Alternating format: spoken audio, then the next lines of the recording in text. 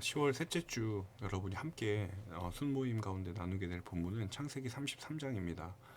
창세기 33장은 여러분이 너무너무 잘 알고 계신 것처럼 에서와 야곱이 긴 오랜 시간 가운데 있었던 갈등을 이제 봉합하고 극적인 화해를 이루는 장면이 창세기 33장에 기록이 되어 있습니다.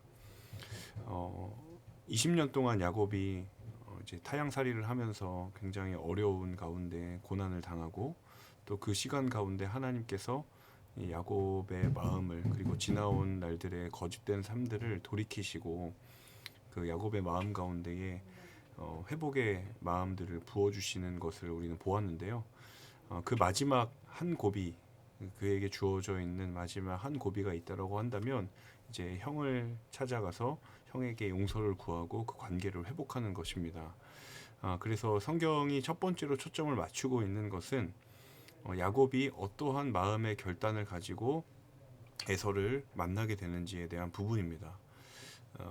조금 더 확장해서 이야기를 한다면 용서를 구해야 하는 입장에 서 있는 그 사람이 어떻게 진심의 마음으로 그리고 최선의 마음으로 그 관계를 회복하려고 하는 것인지에 대한 부분을 우리는 엿볼 수 있습니다. 본문을 보시면 아시겠지만 야곱이 가족들을 뒤로 하고 본인이 가장 먼저 앞에 서서 에서를 향하여서 땅에 7번 절하면서 에서에게 나아갔다라고 기록을 하고 있습니다. 잘 알고 계신 것처럼 야곱이 굉장히 내성적인 사람이고 두려움이 많은 사람이었기 때문에 사실 이 행위 하나 가운데에 야곱이 얼마나 자신이 그간 가지고 있었던 그 두려움을 뛰어넘으려고 했었는지에 대해서 명확하게 알 수 있는 그런 본문이라고 할 수 있을 것 같아요.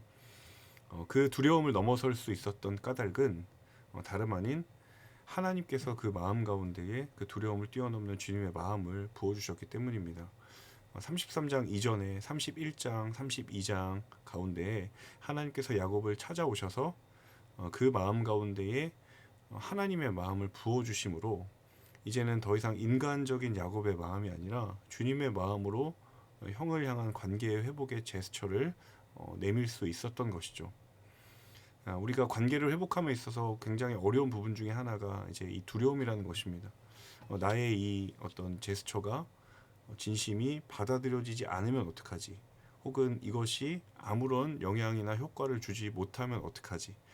그러한 여러 가지 염려들을 하게 되는데 그때 야곱을 통하여서 하나님이 말씀하시는 것은 그 관계의 회복 가운데 가장 필요한 것은 주님의 마음이다. 상한 자를 고치시고 그리고 모든 억눌렸던 관계들을 회복시키시는 그 주님의 마음이 그 가운데 임한다면 반드시 그 관계는 회복될 수 있다라는 것을 이 야곱의 행위를 통해서 하나님이 말씀을 하시는 것이죠. 자, 그 야곱의 화해 제스처를 에서가 화답을 하게 됩니다. 이제 에서가 목을 끌어안고 입을 맞추고 울면서 그 야곱의 진심을 받아들이게 되죠.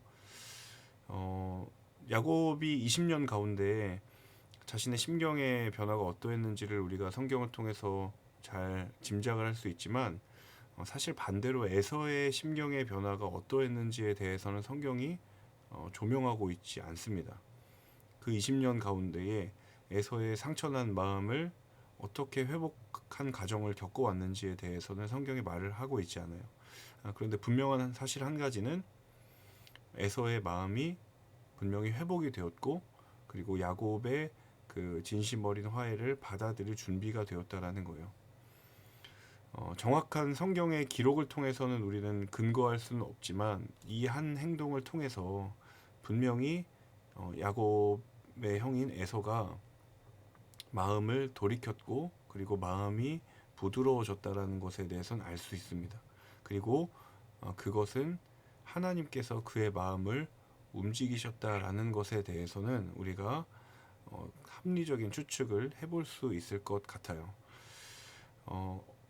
피해를 입은 자에게도 주님의 마음이 필요합니다. 상처를 입힌 사람의 입장에서 그 관계를 회복하기 위해 가장 먼저 최선의 마음과 진심의 마음 그리고 주님의 마음이 부어져야 하지만 결국 그 모든 진심과 선의를 받아들일 것이냐 말 것이냐에 대한 부분은 상처를 입은 사람의 입장에서도 분명히 존중이 되어야 되고 생각이 되어야 되기 때문이죠. 그런데 그 마음을 누구도 우리는 강요할 수 없습니다. 내가 사과를 했으니 그 사과를 받아야 된다라고 그렇게 요구할 수는 없는 것이죠. 그렇기 때문에 더더욱이나 그 마음을 움직이시는 하나님의 마음이 너무도 필요하다라는 것입니다. 그래서 오늘 이 본문은 크게 두 가지의 입장이라고 보시면 될 것 같아요.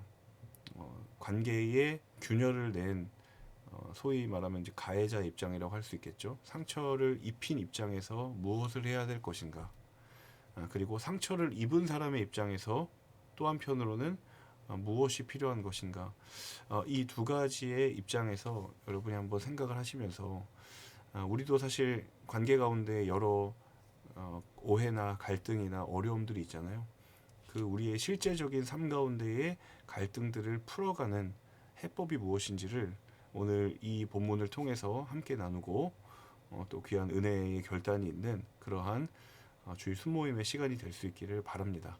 말씀을 통하여서 하나님께서 응답하시고 지혜를 주시는 그 하나님의 마음을 품는 귀한 주일 순모임 될 수 있기를 주님의 이름으로 축복합니다. 행복한 그리고 즐거운 순모임 되시기를 바랍니다. 감사합니다.